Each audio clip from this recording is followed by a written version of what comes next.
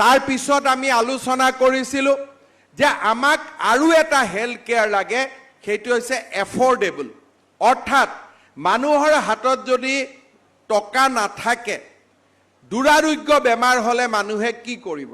আজি আমি অটল অমৃত অভিযান আৰম্ভ কৰিছিলোঁ যে দুৰাৰোগ্য বেমাৰত 2 লাখ টকালৈকে আমি ৰিইম্বাৰ্সমেণ্ট কৰি দিওঁ। প্ৰধানমন্ত্ৰী আয়ুষ্মান ভাৰতত 5 লাখ টকালৈকে এটা পৰিয়ালে হেল্থ ইন্সুৰেন্স পাব পাৰে। কিন্তু আয়ুষ্মান ভাৰতৰ কাৰ্ড আমাৰ মাজত নাছিলে।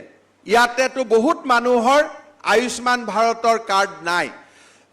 সেইকাৰণে হস্পিটালত গ'লে আমি বহুখিনি টকা ভৰিব লাগে আৰু বহুত ক্ষেত্ৰত টকা ভৰাৰ ভয়ত বহুত দুখীয়া মানুহ হস্পিটাললৈকে নাযায়।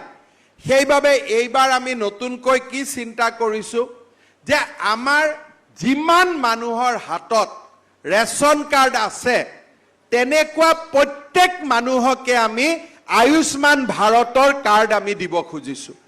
ইয়াৰ ফলত কি হ'ব যে ৰেচন কাৰ্ড থকা প্ৰত্যেকটো পৰিয়ালে 5 লাখ টকাৰ প্ৰত্যেক বছৰে তেওঁলোকে ট্ৰিটমেণ্টৰ সুবিধা পাব।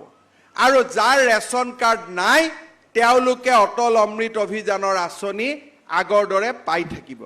এই কামটো যদি আমি কৰিব পাৰোঁ, অসমৰ 85% মানুহক আমি স্বাস্থ্য সেৱাৰ বাবে বছৰি 5 লাখ টকালৈকে খৰচ হ'ব এনেকুৱা এটা ব্যৱস্থাৰ মাজত আমি আনিব পাৰিম।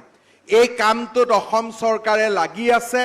মই আশা কৰোঁ যে অহা বছৰৰ ভিতৰত এই বিত্তীয় বৰ্ষৰ শেষৰ ফালে আমি আয়ুষ্মান ভাৰতক আয়ুষ্মান অসমলৈকে ৰূপান্তৰ কৰি প্ৰত্যেক 3 টকীয়া চাউল বা বিনামূলীয়া চাউল পোৱা প্ৰত্যেকটো ৰেচন কাৰ্ডৰ পৰিয়ালক আমি এই স্বাস্থ্য সেৱা আঁচনিৰ লগত আমি জড়িত কৰিব পাৰিম।